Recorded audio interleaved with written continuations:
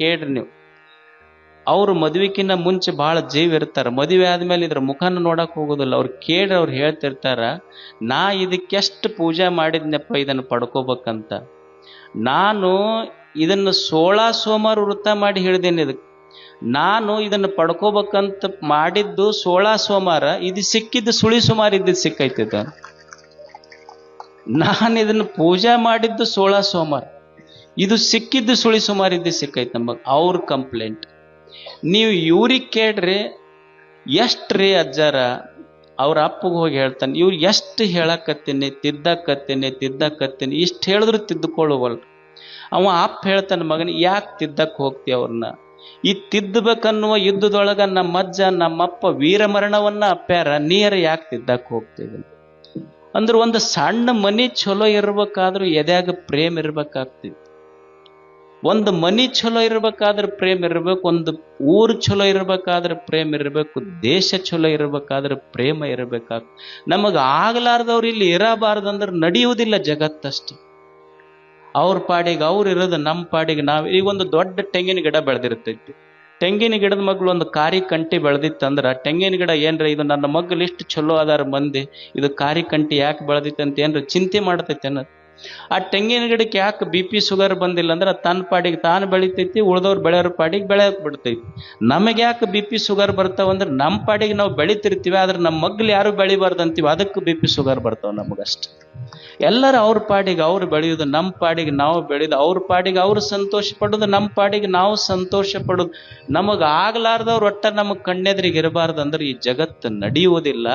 ಮೊದಲು ಕಲಿಬೇಕಾಗಿದ್ದ ಮನುಷ್ಯ ಏನಂದ್ರೆ ಎಲ್ಲರ ಬಗ್ಗೆ ಸ್ವಲ್ಪ ಎದ್ಯಾಗ ಪ್ರೇಮ ಇರ್ಬೇಕಷ್ಟು. ಭಕ್ತಿ ಪರಮ ಪ್ರೇಮ ರೂಪ ಅಂದ್ರೆ, ಭಕ್ತಿ ಅಂದ್ರೆ ಏನಲ್ಲ, ಭಕ್ತಿ ಅಂದ್ರೆ ಅತ್ಯಂತ ನಿಷ್ಕಲ್ಮಶವಾದ ಪ್ರೇಮಕ್ಕ ಭಕ್ತಿ ಅಂತ ಕರೀತಾರೆ.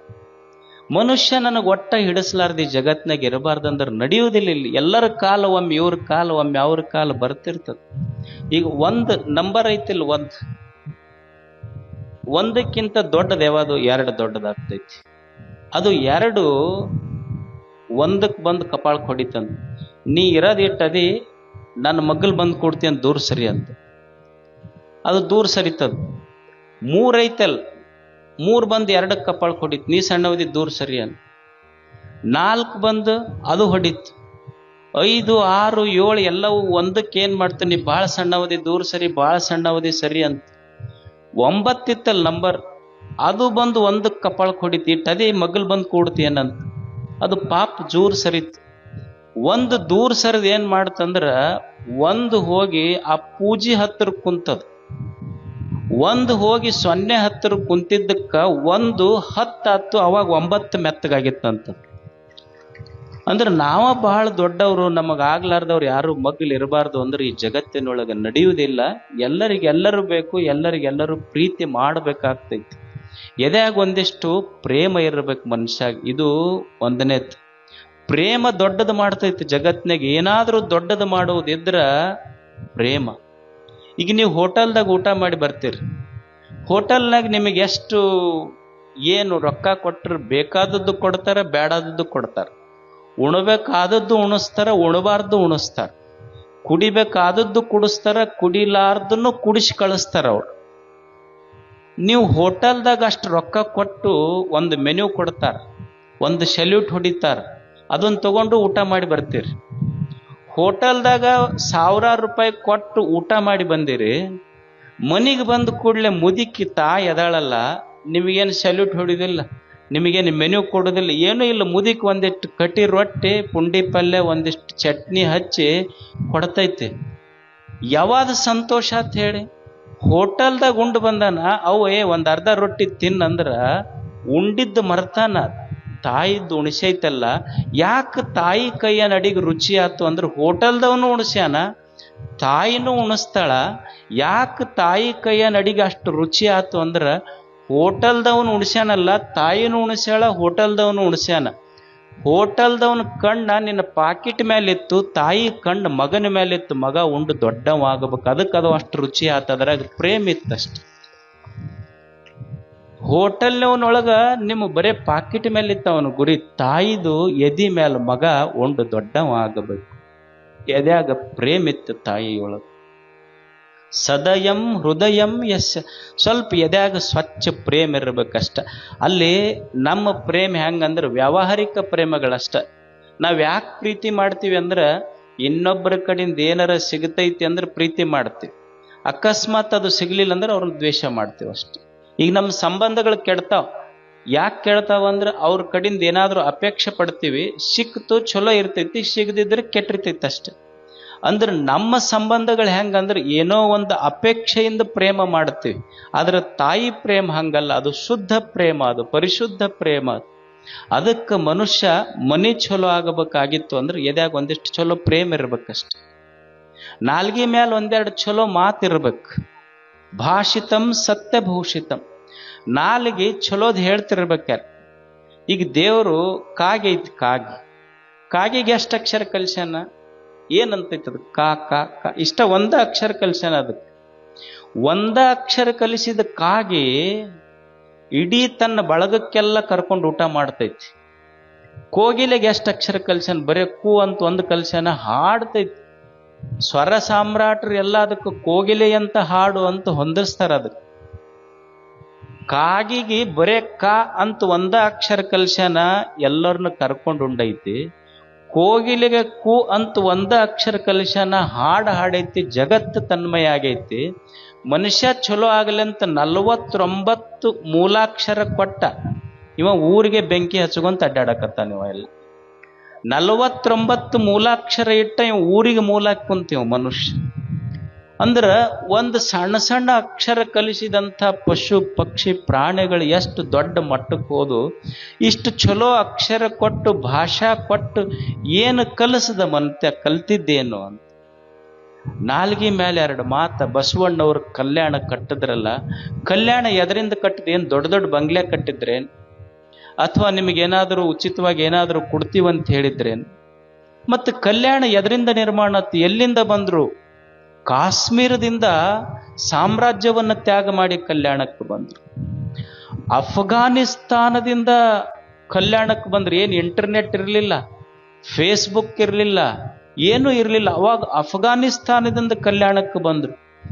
ಎದಕ್ಕೆ ಬಂದ್ರು ಅಂದ್ರೆ ಏನೂ ಇಲ್ಲ.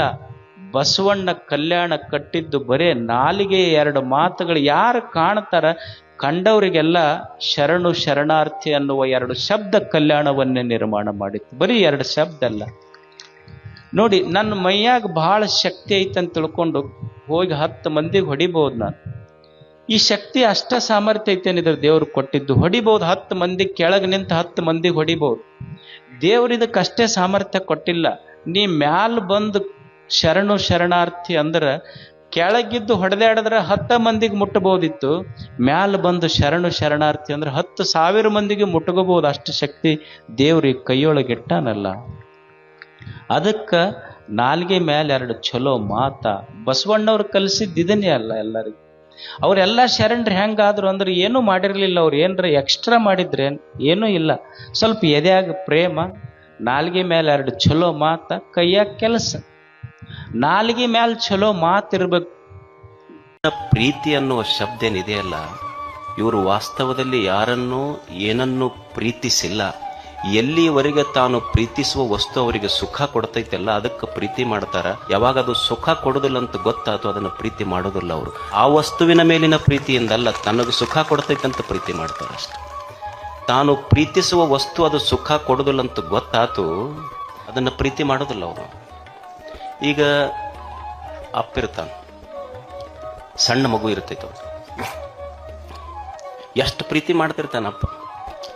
ಅವು ಹೊರಗೆ ಬಂದು ಕೂಡಲೇ ಎತ್ಕೊಳ್ಳೋದು ಮಾಡ್ತಿರ್ತಾನೆ, ಆಡ್ಸೋದು ಮಾಡ್ತಿರ್ತಾನೆ. ನಾವು ಸುಮ್ಮನೆ ಅಡ್ಡಾದರೂ ಮಗ ಬಂತು ಅಂದ್ರೆ ಅಂಬೆಗಾಲಿ ಇಟ್ಕೋಂತ ಮಗು ಬರ್ತಿರ್ತೈತಿ. ಅವು ಮಕ್ಕೊಂಡಿರ್ತಾನೆ, ಅವನು ಹೊಟ್ಟಿ ಏರಿ ಬೆನ್ನೇರಿ ಅವನ ಎದಿ ಮೇಲೆ ಆಡ್ತಿರ್ತೈತಿ. ಬಂದು ಮಗು ಮಕ್ಕೊಂಡಲ್ಲೇ ವಿಡಿಯೋ ಮಾಡ್ತಾನೆ. ಅದನ್ನು ಮಾಡಿ ಅದನ್ನು ವ್ಯಾಟ್ಸಪ್ಪಿಗೆ ತನ್ನ ಫ್ರೆಂಡ್ಸಿಗೆ ಬಿಡ್ತಾನೆ, ಚಿನ್ನನ ವಿಡಿಯೋ ನೋಡ್ರಿದು ಅಂತ.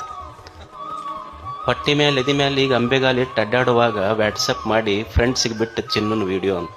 ಅವ ದೊಡ್ಡ ಆದ್ಮೇಲೆ ಎದಿಗೆ ಕಾಲು ಕೊಟ್ಟು ಆಸ್ತಿ ಕೊಡ್ತಿಲ್ಲ ಅಂತ ಕೇಳ್ತಾನೆ. ಮತ್ತು ಅವಾಗ ವಿಡಿಯೋ ಮಾಡಿ ನಮ್ಮ ಚಿನ್ನನ ವಿಡಿಯೋ ಅಂತ ಬಿಡ್ಬೇಕು, ಪೊಲೀಸ್ ಸ್ಟೇಷನ್ಗೆ ಯಾಕೆ ಹೋಗಿ? ಅವಾಗ ಏನಂತಾನೆ, ಹೆಂಗದನ್ರಿ ಮಗ, ಯಾವ ಮಕ್ಕಳ ಮರೀರಿ, ಅವು ಮಕ್ಕಳಲ್ಲಿ ಒಲೆ ನಿಕ್ಕಳವಂತಾನು. ಮೊದಲು ಎಷ್ಟು ಪ್ರೀತಿ ಮಾಡಿದ್ದ, ಇವಾಗ ಯಾಕೆ ಹೆಂಗ? ಅಂದ್ರೆ ಮನುಷ್ಯನ ಇಚ್ಛೆ ಏನು ಅಂದ್ರೆ, ಮನುಷ್ಯ ಎಲ್ಲ ವ್ಯಕ್ತಿ ವಿಷಯ ವಸ್ತುಗಳನ್ನು ಯಾಕೆ ಪ್ರೀತಿ ಮಾಡ್ತಾನಂದ್ರೆ, ಎಲ್ಲಿವರೆಗೆ ಪ್ರೀತಿ ಮಾಡ್ತಾನಂದ್ರೆ ಎಲ್ಲಿವರೆಗೆ ಅದು ತನಗೆ ಸುಖ ಕೊಡ್ತೈತಿ ಅಷ್ಟ ಪ್ರೀತಿ ಮಾಡ್ತಾನ. ಯಾವಾಗ ಆ ವಸ್ತು ವ್ಯಕ್ತಿ ವಿಷಯಗಳಿಂದ ಸುಖ ಇಲ್ಲಂತ ಗೊತ್ತಾತು, ಅವತ್ತಿನಿಂದ ಅದನ್ನು ದ್ವೇಷ ಮಾಡಲಿಕ್ಕೆ ಶುರು ಮಾಡ್ತಾನೆ. ವಸ್ತುವಿನ ಮೇಲಿನ ಪ್ರೀತಿಯಿಂದ ಅಲ್ಲ, ತನ್ನ ಮೇಲಿನ ಪ್ರೀತಿಯಿಂದ ವಸ್ತುವನ್ನು ಪ್ರೀತಿಸ್ತಾನೆ ಮನುಷ್ಯ.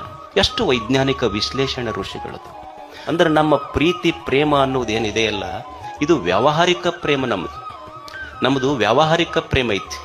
ಈಗ ಒಂದು ಗಿಡ ನಾನು ಪ್ರೇಮ ಮಾಡ್ತೀನಿ ಅಂದ್ರೆ, ಪ್ರೀತಿಸ್ತೀನಿ ಅಂದ್ರೆ, ಗಿಡಕ್ಕೆ ಎಲ್ಲಿವರೆಗೆ ನೀರು ಹಾಕ್ತೀನಿ ಅಂದ್ರೆ, ಹಣ್ಣು ಕೊಡ್ತಿತ್ತು ಅಂದ್ರೆ ನೀರು ಹಾಕ್ತೀನಿ, ಕೊಡ್ಲಿಲ್ಲ ಅಂದ್ರೆ ಕಡಿತೀನಿ ಅಷ್ಟೆ. ಈಗ ಒಂದು ಆಕಳಿಗೆಲ್ಲ ಮೇವು ಹಾಕೋದು, ಹಸೆ ಹುಲ್ಲು ಹಾಕೋದು ಎಲ್ಲಿವರೆಗೆ ಮಾಡ್ತೀನಿ ಅಂದ್ರೆ, ಅದು ಹಾಲು ಕೊಡ್ತಿತ್ತಂದ್ರೆ ಮಾಡ್ತೀನಿ, ಇರಲಿಲ್ಲ ಅಂದ್ರೆ ಮಾಡೋದಿಲ್ಲ. ಇದು ವ್ಯಾವಹಾರಿಕ ಪ್ರೇಮ, ಗಿವ್ ಆ್ಯಂಡ್ ಟೇಕ್. ಅದು ಕೊಡ್ತಿತ್ತು ಅಂದ್ರೆ ನಾ ಮಾಡ್ತೀನಿ, ಅದು ಕೊಡೋದು ನಿಲ್ಲಿಸ್ತು ಅಂದ್ರೆ ಮುಗೀತು. ಆಕಳ ಹಾಲು ಕೊಡೋದು ಮುಗೀತು ಅಂದ್ರೆ ಯಾರ ಮನೆಗೆ ಕಳಿಸ್ಬೇಕು ಅವ್ರ ಮನೆಗೆ ಕಳಿಸ್ತೀನಿ. ಇದು ವ್ಯಾವಹಾರಿಕ ಪ್ರೇಮ. ಇನ್ನೊಂದು ವೈಷಯಿಕ ಪ್ರೇಮ. ವೈಷಯಿಕ ಪ್ರೇಮದಲ್ಲಿ ಏನಿರ್ತದೆ ಅಂದ್ರೆ ಅಂದ ಆಕರ್ಷಣೆ ಇರ್ತದೆ. ಒಂದು ಹುಡುಗ ಒಂದು ಹುಡುಗಿಯನ್ನು ನೋಡೋದು ಕೂಡಲೇ love at first sight, divorce at first fight. ನೋಡೋದು ಕೂಡಲೇ ಆಕರ್ಷಣೆ ಆಗ್ತದೆ. ಅಲ್ಲ, ಮಜಾ ಏನು ಅಂದ್ರೆ, ಈಗ ಹುಡುಗರಿಗೆ ಕೇಳಿ ಅವ್ರು ಏನು ಹೇಳ್ತಾರೆ, ಯಾಕೋ ತಮ್ಮ ಹಿಂಗೆ ಯಾಕೆ ಆತು ನಿಂತು ಬಾಗ್ಲ ಇದ್ದಲ್ಲ ಮಗ, ಏನು ಮಾಡಿದ್ರಿ, ಲವ್ ಇಸ್ ಬ್ಲೈಂಡ್ ಅಂತ. ಅಲ್ಲ, ಕಣ್ಣು ಕೂಡ ಪ್ರೇಮ ಆಗೈತಿ, ಹೇಳೋದು ಮಾತ್ರ ಲವ್ ಇಸ್ ಬ್ಲೈಂಡ್ ಅಂತ. ಅಲ್ಲ, ಕಣ್ಣು ಕೂಡದ ಮೇಲೆ ಪ್ರೀತಿ ಆದಮೇಲೆ how it becomes blind, how it is blind.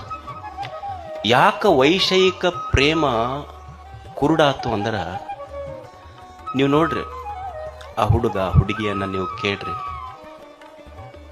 ಹುಡುಗ ಹುಡುಗಿಯನ್ನು ಪ್ರೀತಿಸ್ತೈತಿ, ಹುಡುಗಿ ಹುಡುಗನ್ನ ಪ್ರೀತಿಸ್ತಿರ್ತೈತಿ. ಯಾಕೆ ಲವ್ ಇಸ್ ಬ್ಲೈಂಡ್ ಅಂದ್ರು ಅಂದ್ರೆ, ಈ ಭೌತಿಕ ಕಣ್ಣಿರ್ತದೆ, ಆದ್ರೆ ಅದಕ್ಕೆ ವಿವೇಕದ ಕಣ್ಣಿರುವುದಿಲ್ಲ. ಈ ಮುಂದೆ ಏನು ಅನಾಹುತ ಆಗ್ತೈತಿ ಅನ್ನೋ ಪರಿಜ್ಞಾನ ಇರೋದಿಲ್ಲ ಮಕ್ಕಳಿಗೆ. ಪೊಲೀಸ್ ಸ್ಟೇಷನ್ನಾಗ ಕರ್ಕೊಂಡು ಹೋಗ್ತಾರೆ, ಹೋಗಿ ನಾವು ಪ್ರೀತಿಸ್ತೀವಿ, ನಮಗೆ ನಾವಲ್ರಿ, ನಮ್ದು ಏಜ್ ಆಗಿದೆ, ಲೀಗಲಿ ನಾವು ಕರೆಕ್ಟ್ ಅದೀವಿ ಅಂತ ಹೋಗ್ತಾರೆ. ಅವ್ರು ಹೋದಾಗ ಅವ್ರು ಹೇಳುವ ಮಾತೇನಂದ್ರೆ, ಹುಡುಗೇನಂತಾನ ಹುಡುಗೇನಂತಾಳಂದ್ರೆ, ಇಲ್ಲ ನಮಗೆ ಬಿಟ್ಟಿರೋಕ್ಕಾಗೋದಿಲ್ಲ ಒಬ್ರಿಗೊಬ್ರು, ಎ ಮೇರಾ ಪಹಿಲಾ ಪ್ಯಾರ್ ಹೈ ಅಂತ. ಕೇಳಿರಿಲ್ಲ ಇದನ್ನು, ಎ ಮೇರಾ ಪಹಿಲಾ ಪ್ಯಾರ್ ಹೈ ಅಂತ. ಅಲ್ಲ, ಇದು ನನ್ನ ಮೊದಲ ಪ್ರೇಮ. ಆಶ್ಚರ್ಯ ಏನು ಅಂದ್ರೆ, ನಿನ್ನನ್ನು 9 ತಿಂಗಳ ಹೊತ್ತು, 9 ತಿಂಗಳಾದ ಮೇಲೆ ಹೆತ್ತು, ನೀನು ಅಳುವಾಗ ಹೃದಯ ಕಿತ್ತಿ ಬಂದಂಗಾಗಿ ಭೂಮಿಗೆ ಬಿದ್ದ ತಕ್ಷಣ ನಿನ್ನ ಕಣ್ಣಾಗ ಕಣ್ಣಿಟ್ಟು ನೋಡಿದ ತಾಯಿಯ ಮೊದಲ ಪ್ರೇಮ, ಅದು ಮೊದಲ ಪ್ರೇಮ ಆಗಿರಲಿಲ್ಲೇನು ಅಂತ. ಅದು ಗೊತ್ತು ಮಾಡಿ ಕೊಟ್ಟಿಲ್ಲ ನೀನು. ಯಾರೋ ಹೇಳಿದ್ರು ಮಗನ ಮುಖ ನೋಡಬೇಡ ಅಂತ. ಅಪ್ಪ ಪಂಚಾಂಗ ತೆಗಿಸಿ ನನ್ನ ಮಗನ ಮುಖ ನೋಡಬೇಕು, ನನ್ನ ಮಗಳ ಮುಖ ನೋಡ್ಬೇಕಂತ 100 ಮಂದಿ ಜ್ಯೋತಿಷಿಗಳಿಗೆ ಕೇಳಿ ಪಂಚಾಂಗ ನೋಡಿ ನಿನ್ನ ಮುಖ ನೋಡಕ್ಕೆ ಬಂದಿದ್ನಲ್ಲ, ಅದು ಮೊದಲ ಪ್ರೇಮ ಆಗಿರಲಿಲ್ಲೇನು. ಅಂದರೆ ಈ ಪ್ರೇಮದ ಕಣ್ಣು ಯಾಕೆ ಬ್ಲೈಂಡ್ ಅಂದ್ರೆ, ನಮಗೆ ತಾಯಿಯ ಮೊದಲ ನೋಟ, ಅವನ ಮೊದಲ ನೋಟ ಗೊತ್ತಾಗ್ಲಿಲ್ಲ. ತಾಯಿಯ ಕಣ್ಣೀರು ಸಹಿತ ಪೊಲೀಸ್ ಸ್ಟೇಷನ್ ಒಳಗೆ ನಿಂತಾಗ ತಾಯಿಯ ಕಣ್ಣೀರಿನ ನೆನಪು ಬರಲಿಲ್ಲ, ತಂದೆಯ ಅಪಮಾನದ ನೆನಪು ಬರಲಿಲ್ಲಲ್ಲ, ಅದಕ್ಕೆ ಲವ್ ಈಸ್ ಬ್ಲೈಂಡ್ ಅಂದ್ರೆ. ಅದಕ್ಕೆ ನಾವೇನು ಹೇಳ್ತೇವೆ, he or C has fallen in love ಅಂತ. ಪ್ರೇಮದೊಳಗೆ ಬಿದ್ದಾರ ಅಂತಾರೆ, ಶಬ್ದ ಬಳಸ್ಯಾರಿಲ್ಲ ಇದನ್ನು. ಪ್ರೇಮದೊಳಗೆ ಬಿದ್ದಾರ ಅಂತಾರೆ. ಬೀಳಿಸುವುದು ಪ್ರೇಮ ಅಲ್ಲ. We should never fall in love, we should rise in love. ನಿನ್ನನ್ನು ಬೀಳಿಸುವುದು ಪ್ರೇಮ ಆಗೋದಿಲ್ಲ, ನಿನ್ನ ಸುತ್ತ ಇದ್ದವರನ್ನು ಎದ್ದು ನಿಲ್ಲಿಸುವುದು ನಿಜವಾದ ಪ್ರೇಮ ಆಗ್ತದೆ.